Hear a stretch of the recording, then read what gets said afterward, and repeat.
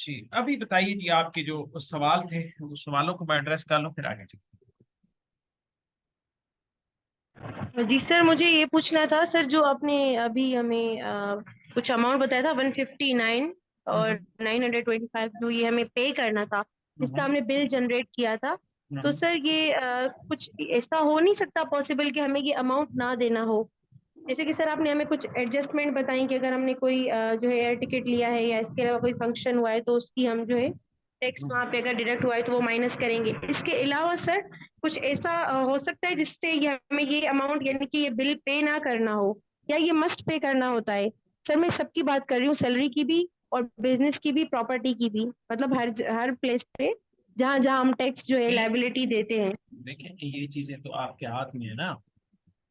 आप इनकम को कम कम कर लें या एक्सपेंसेस को बढ़ा लें, तब भी ये लाइबिलिटी आपकी रिड्यूस हो जाएगी। और अगर आपके पास और कोई टैक्स की एडजस्टमेंट ऐसी है जो टैक्स आपने पे किया है, वो वाला आप डाल दें। ठीक है ना। तो आप ऐसा भी काम कर सकते हैं। मिसल अभी मैं आपको बताता हूँ कि आप अदर रेवेन्यू में जाते हैं।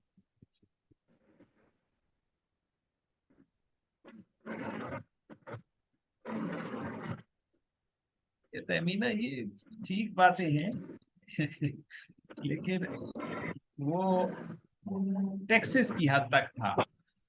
ठीक है, वो जो एक टैक्स उन्होंने लगाया था ना, और वो टैक्स भी थोड़े से दिन लगा था और फिर वो वापस हो गया था, उसकी हद तक ये बात थी।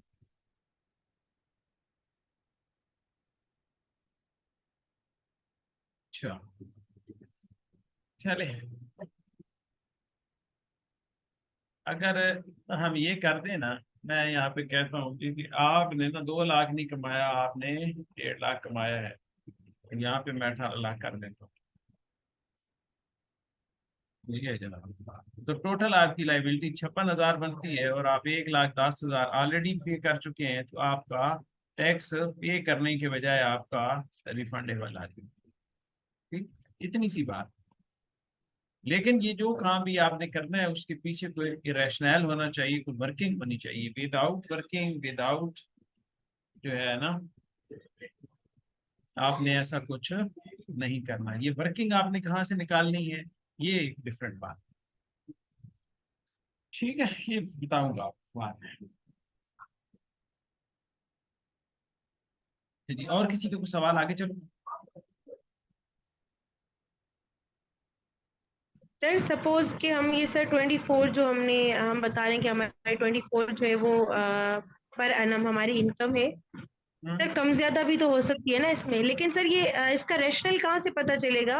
अगर सर ज्यादातर वकील जो हैं वो जो सर इतने ज्यादा मतलब नहीं है फेमस, और एक मतलब मॉडरेट है, नॉर्मल किस्म के, सर वो तो कैश में ही फीस ले लेते हैं ना? जो कॉर्पोरेट के हैं वो उनके जो है ज्यादातर उनको जो है हम वो देते हैं, चेक दे देते हैं या पे ऑर्डर दे देते हैं, तो वहां से उनकी इनकम कैलकुलेट हो सकती है। लेकिन जिस तरह नॉर्मल है, जिस तरह से हम लोग हैं, तो हम तो कैश में ही ले लेते हैं अमाउंट। बिल्कुल सही कहना। देखो, उसमें ये है कि ये सवाल बेसिकली मैं आपको ये चीज बताना अभी नहीं चाह रहा था, मैं आपको बाद में रखा हुआ था। लेकिन चलिए मैं अभी आपको बता देता हूँ। उसमें ये है कि सबसे पहले तो आपने वकील साहब की बैंक स्टेटमेंट जो है ना पूरे साल की लेनी है आपने। और उसके अंदर आपने जो तो उसको पेमेंट्स जो है ना वो चेक की सूरत में या बैंकर चेक की सूरत में मिली हुई हैं, वो आपने सबसे पहले कैलकुलेट करनी है, देखनी है। अगर तो वो ज्यादा है तो आपने उन्हीं पे गुजारा करना है, उसी को आपने अपनी इनकम डिक्लेयर करना है। और अगर वो कम है तो साथ उसके कुछ कैश भी ऐड कर लेना है। और फिर आपने एक डिटरमिन करना है कि साल में वकील साहब का रेवेन्यू कितना है। ठीक है, ये सूरत है आप समझे मेरा सवाल।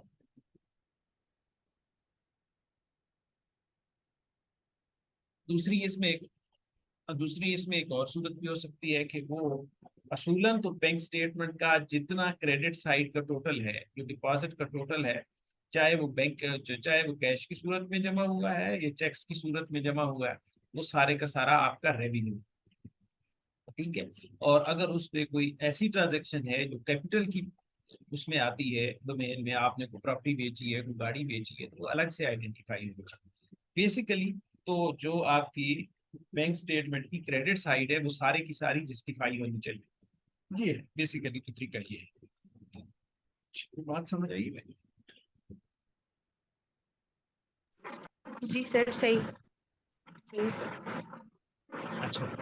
और सर ये भी एक मतलब मैंडेटरी है कि हम जब भी किसी भी हेड से हम रिटर्न जो है वो सबमिट करते हैं, रिटर्न फाइल करते हैं, हम्म। तो सर उनका वेल्थ स्टेटमेंट भी बनाएं।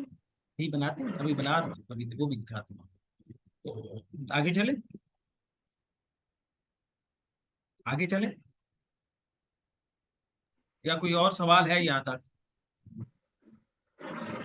नहीं नहीं सर, बस वेल्थ स्टेटमेंट का ही सर मैंने पूछा था। सर आपने कुछ कहा, मैं सुना नहीं सर। नहीं। अच्छा जी, उसके बाद में जी आपने बिजनेस की टैब के अंदर ही आना है, और ये लास्ट की जो टैब है इसके अंदर ये है बिजनेस एसेट, इक्विटी और लायबिलिटीज। ये बात, इसमें आपने देखना है कि आपके इस बिजनेस में कोई लैंड है, बिल्डिंग है, प्लांट एंड मशीनरी है, एडवांसेस, डिपॉजिट, प्रीपेमेंट्स हैं, स्टॉक आपके पास है, कैश है, कैश इक्विवेलेंट्स है, और अदर एसेट हैं। आपके पास क्या है? अगर तो आपका कैश इक्विवेलेंट्स होता है जो बैंक के अंदर पैसा पड़ा होता है। अगर तो आपका अकाउंट जो है वो बिजनेस के नाम से है, ठीक है, तो वो आपने यहाँ पे उसका लिख लेना है, बैलेंस जो भी है। ठीक है, अदरवाइज आप कहते हैं कि मेरा एक चैम्बर है, उस चैम्बर के अंदर मेरी किताबें पड़ी है, फर्नीचर पड़ा है, उसकी आप वैल्यू लगाते हैं, आप कहते हैं उसकी वैल्यू जो है ना वो 12 लाख रुपए है। ठीक है, और शाम का मेरा ऑफिस है, इसी तरह उसके अंदर भी चीजें पड़ी हैं, कंप्यूटर पड़ा है, प्रिंटर पड़ा है, ये आपके एसेट है। और दूसरी साइड पे इसके अगेंस्ट आपकी जो है एसेट के अगेंस्ट आपका वो क्या कहलाता है? कैपिटल। डबल एंट्री सिस्टम आप लोगों ने पढ़ा हुआ है, आपको इसका आइडिया। तो ये जो चीज है, ये यहाँ पे आपने जरूर, जब आप बिजनेस की रिटर्न फाइल करेंगे तो यहाँ पे आपने अपनी उसकी ये बैलेंस शीट है, बेसिकली ये बैलेंस शीट आपने जरूर यहाँ पे बनानी है कि आपके पास क्या कुछ है। ठीक है, कैपिटल है, अदर लाइबिलिटीज है, ट्रेड क्रेडिटर्स वगैरह वगैरह, राइट। अच्छा, इस चीज को फर्दर आपने जाके कहाँ पे लिखना है थोड़ी देर बाद। अच्छा जी, अभी हमने यहाँ से जो चीजें उठानी है वो ये है कि हमने कंप्यूटेशन में आना है, और इसको हमने कॉपी करना है। इस अगर कॉलम को देखें, ठीक, तो आगे तो आगे की क्लास कोई काम आती नहीं। ये देखो। अच्छा ये हाँ जी। अच्छा जी, तो इसका जो कॉलम का अगर आप देखें तो ये है amount subject to normal tax, इसको यहाँ से आपने कॉपी कर लेना है।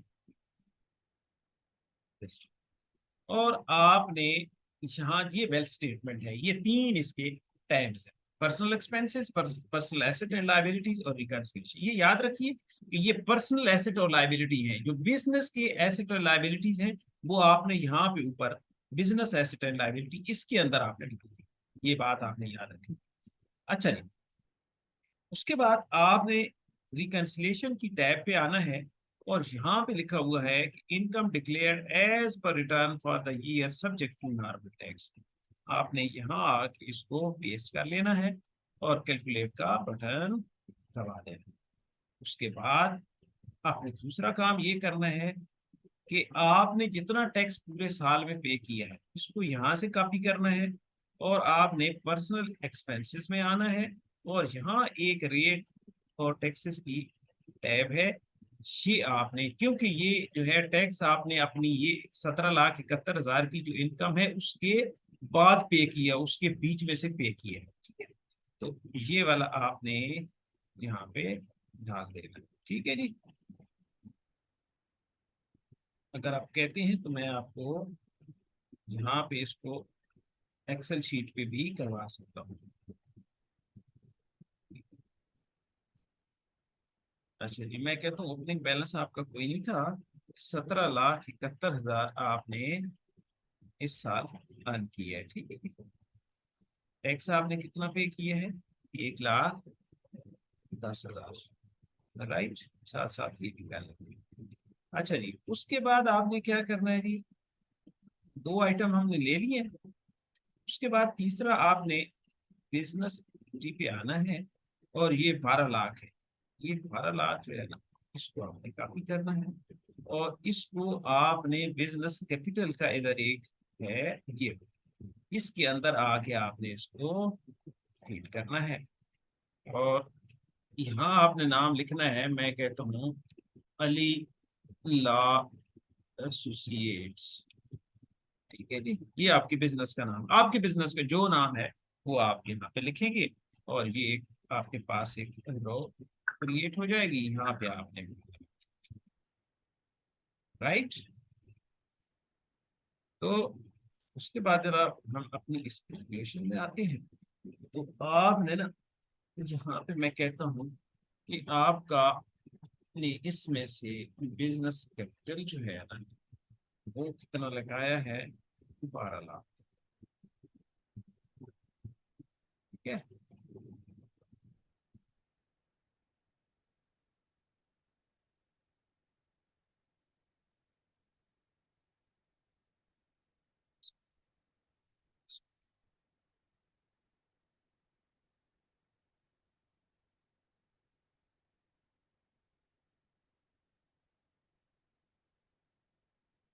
हमने 17,71,000 यहाँ पे राइट, एडिशन बात।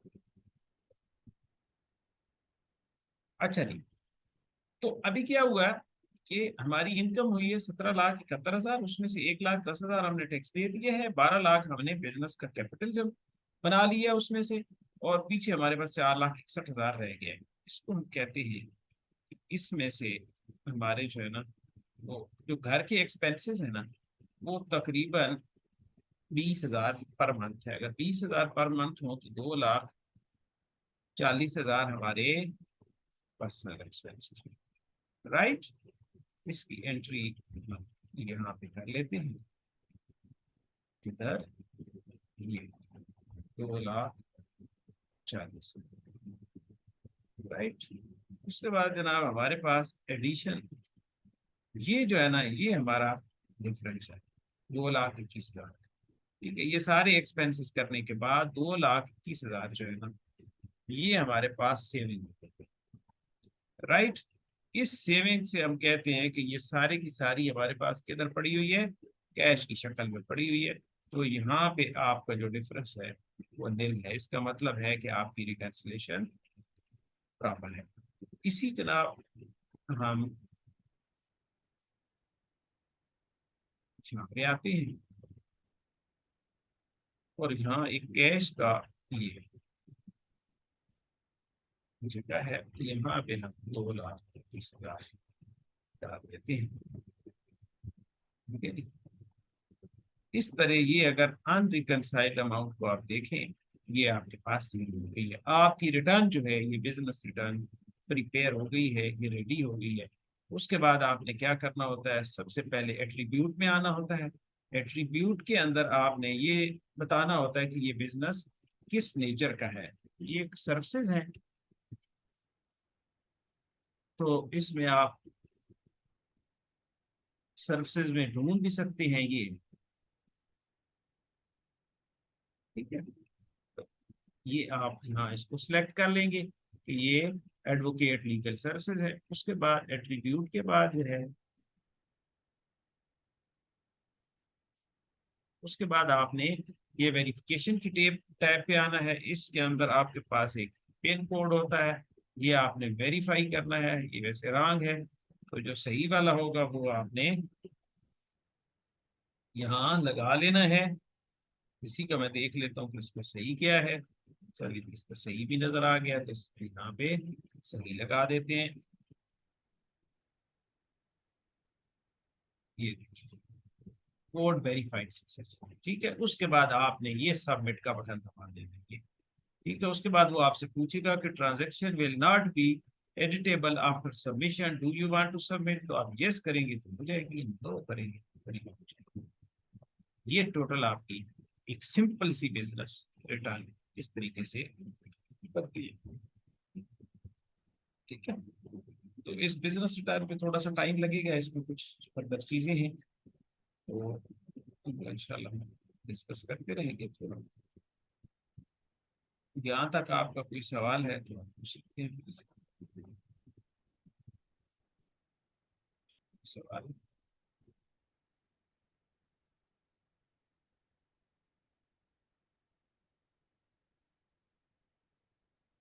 और फिर ये जो प्रॉफिट एंड लॉस अकाउंट बनाते हैं वो यहाँ पे आपने अटैच भी करना होता है। ठीक है, यहाँ पे आपने वो फाइल अटैच करनी होती है अटैचमेंट के अंदर, manufacturing and trading profit and loss. ठीक है,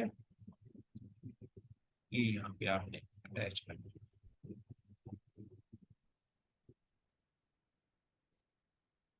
ठीक, कोई सवाल है? आवाज आ रही मेरी? जी सर, आवाज आ रही है। सर ये थोड़ा सा कंपेरेटिवली थोड़ा सा बिजनेस का जो ये है मुश्किल लगा सर मुझे, मैं अपनी बात करूंगी। सर इसमें हम जो इनकम स्टेटमेंट पे भी काम कर रहे हैं, रिटर्न पे भी कर रहे हैं, देन बैलेंस शीट भी बनानी है और उसके बाद हमें वेल्थ स्टेटमेंट भी बनानी है। तो सर ये थोड़ा सा लेंदी भी हो गया और थोड़ा सा क्रिटिकल भी हो गया। ये पता है मुश्किल आपको क्यों लगा है? बताऊंगा आपको। नहीं सर, सर बताएं। हम्म, वो ये है कि आप लोगों ने ना काम नहीं किया ना। अभी देखो मेरा ख्याल आज 10वां वीक है हमारा। तो जो मैंने पढ़ाया है ना, आप लोगों ने उसको रिपीट किया है ना, उसकी एक्सरसाइज की है।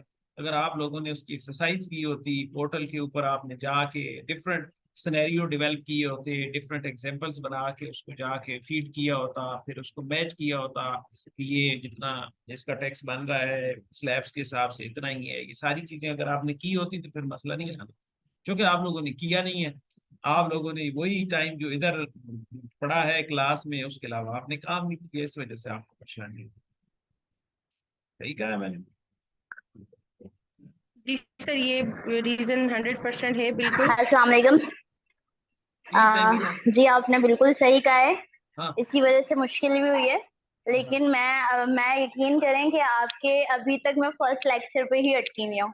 और मैं अभी भी आज भी पार्टनरशिप की जो टाइप्स हैं, हम्म। मीन्स कि ये इन सब में ही उलझी हुई थी कि बिजनेस की क्या टाइप होंगी, क्यों फॉर्म ऑफ बिजनेस क्या होगी, उसकी 7 टाइप्स हैं, वो मैं सब निकाल निकाल के पढ़ी थी। क्योंकि मैं अकाउंटेंट के स्टूडेंट नहीं हूँ, तो इसलिए मैंने कहा कि जब तक मेरे इस step by step concept, basic concept clear नहीं होंगे, तो आगे मूव करने से बेहतर है कि मैं पहले अपने ये कॉन्सेप्ट क्लियर करूं।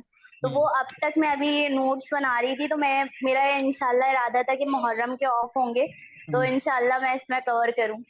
अच्छा। तो इसलिए ये प्रैक्टिस नहीं हो पाई है सीरियसली। मैं तो आई थिंक 8 लेक्चर्स ही कुछ डाउनलोड किए होंगे, उसके बाद मैंने लेक्चर्स भी नहीं देखे हैं मजीद। ये तो खैर मसला है ना। और पहले ही लेक्चर पे मैं अटकी हुई हूँ अभी तक।